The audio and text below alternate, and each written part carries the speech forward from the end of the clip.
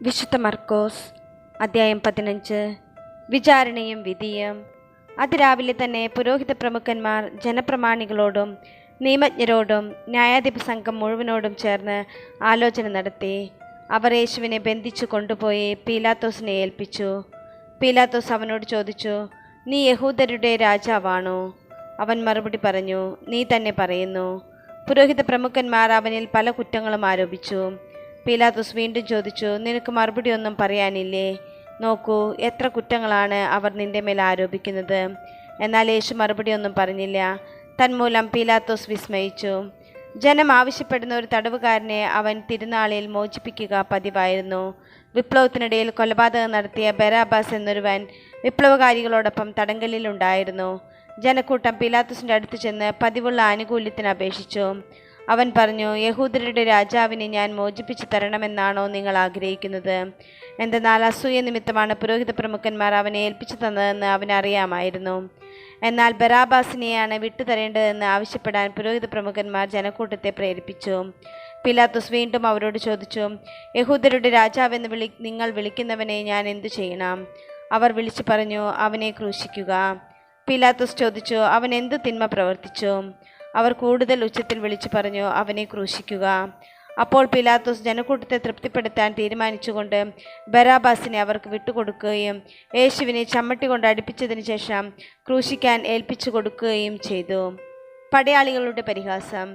അനന്തരം പടയാളികൾ യേശുവിനെ കൊട്ടാരത്തിനുള്ളിൽ പ്രത്തോറിയത്തിലേക്ക് കൊണ്ടുപോയി. അവർ സൈന്യവിഭാഗത്തെ മുഴുവൻ അണിനിരത്തി.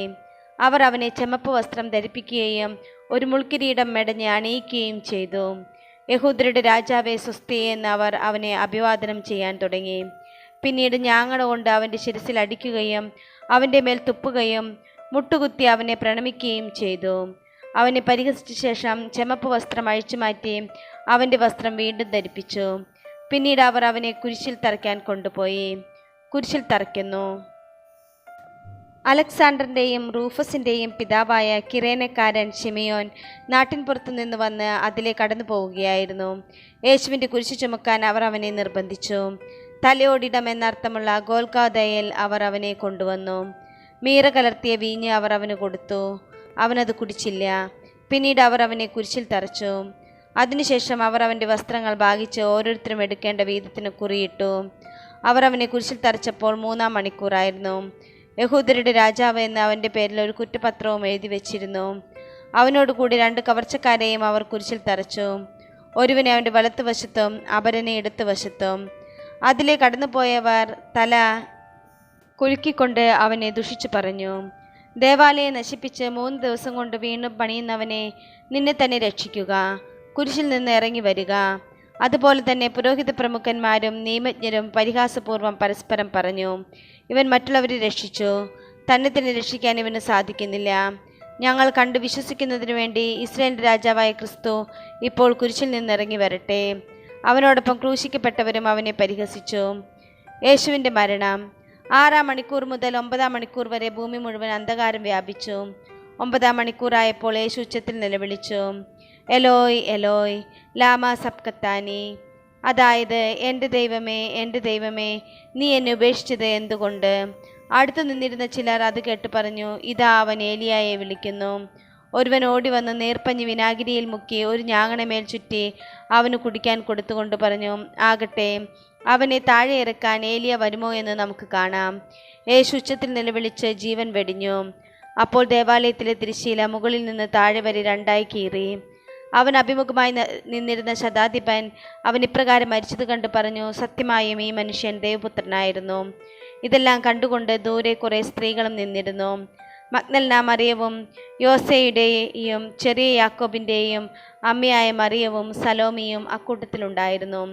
യേശു ഗലീലയിലായിരുന്നപ്പോൾ അവനെ അനുഗമിക്കുകയും ശുശ്രൂഷിക്കുകയും ചെയ്തവരാണ് ഇവർ.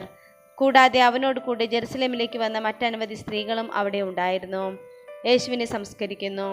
അന്ന് സാബത്തിന് തൊട്ടു മുമ്പുള്ള ഒരുക്ക ദിവസമായിരുന്നു.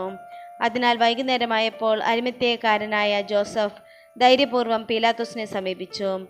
അവൻ ആലോചന സംഘത്തിലെ ബഹുമാന്യനായ ഒരംഗവും ദൈവരാജ്യം പ്രതീക്ഷിച്ചിരുന്നവനുമായിരുന്നു. അവൻ പീലാത്തോസിൻ്റെ അടുത്തെത്തി യേശുവിൻ്റെ ശരീരം ചോദിച്ചു. അവൻ മരിച്ചു കഴിഞ്ഞുവോ എന്ന് പീലാത്തോസ് വിസ്മയിച്ചു. അവൻ ശതാധിപനെ വിളിച്ച് അവൻ ഇതിനകം മരിച്ചു കഴിഞ്ഞോ എന്ന് അന്വേഷിച്ചു. ശതാധിപനിൽ നിന്ന് വിവരമറിഞ്ഞതിന് ശേഷം അവൻ മൃതദേഹം ജോസഫിന് വിട്ടുകൊടുത്തു. ജോസഫ് ഒരു തുണി വാങ്ങി അവനെ താഴെ ഇറക്കി അതിൽ പൊതിഞ്ഞു. പാറയിൽ വെട്ടിയൊരുക്കിയ കല്ലറയിൽ അവനെ സംസ്കരിക്കുകയും കല്ലറയുടെ വാതിൽക്കൽ ഒരു കല്ല് ഉരുട്ടിവെക്കുകയും ചെയ്തു. അവനെ സംസ്കരിച്ച സ്ഥലം മഗ്ദലന മറിയവും യോസയുടെ അമ്മയായ മറിയവും കണ്ടു.